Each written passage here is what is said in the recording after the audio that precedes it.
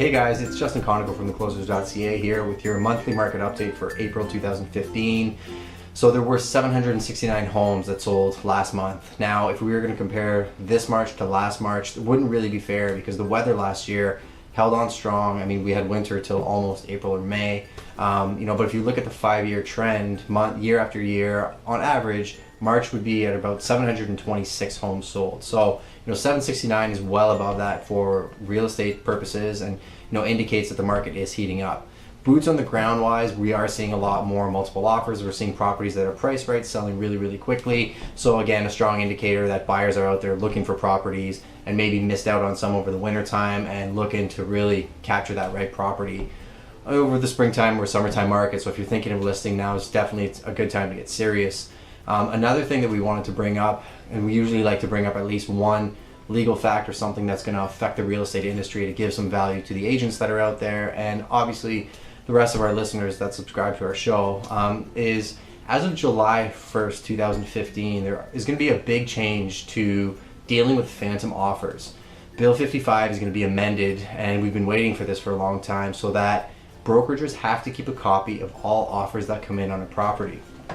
Why is this important? Well, there are situations where we go in with buyers and submit an offer on a property, and then magically all of a sudden we get a call an hour or two later that there's another offer on the property. Agents are not supposed to say that there's another offer on a property unless they actually have a written offer in hand, and they're supposed to keep a copy of it, but there was no law forcing them to keep an actual physical copy somewhere. Now, as of July 1st, if any offers come in, 5, 6, 7 offers, whatever it may be, physical copies of those offers are going to have to be kept by that brokerage. So if they get challenged, they'll be able to pull those offers and indicate that there were multiple offers on the property. We personally think this is great for our industry and great for the purchasers and sellers, because we're not going to be involved in situations where there's phantom offers when there really aren't any phantom offers. There'll be a lot more transparency as to who the agents are who are in play, the buyers that are out there, and the offers that are actual offers. So, just another in the feather in the cap for the real estate industry and things getting a little bit more transparent. We're all for that, and we actually think that this is going to be great for everybody. Just a quick note, for those of you that don't know, Shannon and I did open our own boutique firm last week. So Grogan Conoco Real Estate Brokerage is now based out of 361 Talbot Court, right in the heart of downtown. We're looking to be a client-first, sales-focused boutique firm that really takes service to the next level. We really want to refine our systems, be transparent with everything that we do, and really showcase how we are different in the real estate industry, and really use our talents to the maximum ability that we have. So if you guys have any questions about that, feel free to give us a shout anytime. As always, leave questions, comments, anything else. If you got some value from this, please give us some feedback. Take care.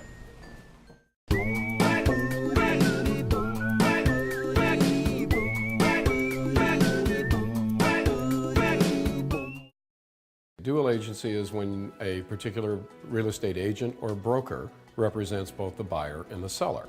For instance, Keller Williams is a brokerage, and there is a broker of record whose license is registered as the broker for that office. If somebody from that office has a buyer and somebody else from that office has the seller, that's dual agency. If I represent a buyer and a seller on my own property and I represent both parties, that's also dual agency. In terms of establishing whether or not a transaction is a dual agency transaction, the buyer and the seller, the buyer in particular, is going to know that up front. Then the buyer is going to know that he's asking an agent to write an offer for him who already has the listing on the property. That's a choice that the buyer makes. Many buyers decide not to do that. They go find other representation. Many buyers won't buy a house unless they're buying it from the selling agent. The selling agent normally knows more about the property, and the disclosures are a little more complete. Many times a better price can be negotiated. It's hard because you're wearing two hats. So you're representing the seller, you're representing the buyer, and this is in the situation where you as the agent are representing both people. It's not where the broker of record has two agents that are representing the parties individually. It gets hard because, and it's more work actually for us, because we have to be very careful that the buyer and the seller consistently believe, as they should, that we're representing their best interests. In the agency disclosure document that you sign with a buyer or a seller,